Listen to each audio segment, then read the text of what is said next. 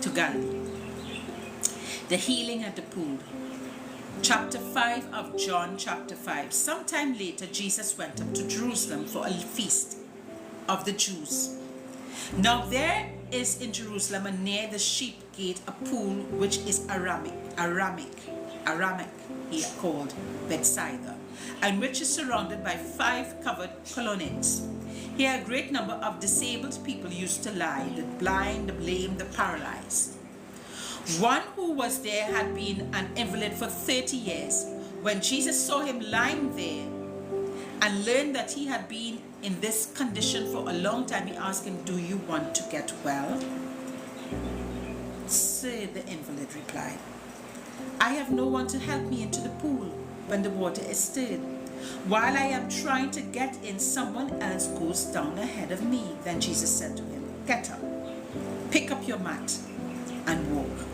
And once the man was cured, he picked up his mat and walked. The day on which this took place was a Sabbath. And so the Jews said to the man who had been healed, "It is the Sabbath. The law forbids you to carry your mat." But he replied, "The man who made me well said to me, 'Pick up your mat and walk.'" So they asked, "Who is this fellow who told you to pick it up and walk?" The man who was healed had no idea who it was, for Jesus had slipped away into the crowd that was there. Later Jesus found him at the temple and said to him, "See, you are well again. Stop sinning, or something worse may happen to you." The man went away and told the Jews that it was Jesus who had made him well. You see, when Jesus heals you, he expects you not to go back and sin no more, or something worse can happen to you. And he said to him, later Jesus found him at the temple and said to him, "See, you are well again. Stop sinning, or something worse will happen to you." So when Jesus gives you a healing, don't go back and sin again. When God has performed a miracle in your life, and you have given it to Jesus, and you have come to Jesus for healing, or you have come to Jesus for breakthrough, do not go back and sin anymore. Because then the trial will come back to you and it will be worse than before. So when you have decided to give your life to Jesus Christ, walk forward. Go forward. Keep going forward with Jesus. Keep your eyes focused on Jesus Christ. Do not go back to the sin.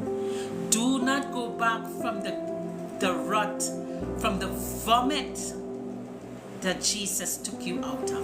Why go back to the vomit? If God has taken you out of the vomit, do not go back to the vomit. Because then you will be in a cycle and keep going in a cycle, and you will keep going, and you will never come out of it. So God has given you a breakthrough. God has given you a healing. God has given you a job. Whatever it is that God has pushed you forward in, do not go back and do it. Do not go back to that sin. Life through the Son. Book of John chapter 5 verses 16 for those who are now coming on to life. So because Jesus was doing these things on Sabbath, on the Sabbath, the Jews persecuted him. Jesus said to them, "My Father is always at his work to this very day, and I too am working."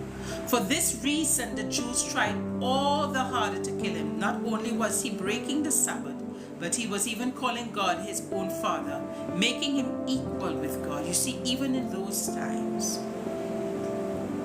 the Jews were very arrogant, very self-righteous people, even in those times. But Jesus came to bring a new era. He came to bring the age of grace. The Jews couldn't see who Jesus was. They never wanted to see, because their arrogance, their stubbornness, couldn't see the Messiah was in front of them. They did not see that he was the Son of God, that he truly came for a purpose. They were so filled with their self-righteousness, and it blocked and it blinded them from the truth. And this is happening today. Those who are self-righteous and who feel that they know it all, they are blinded by their pride. And pride, my friends, will take you down. pray, Father.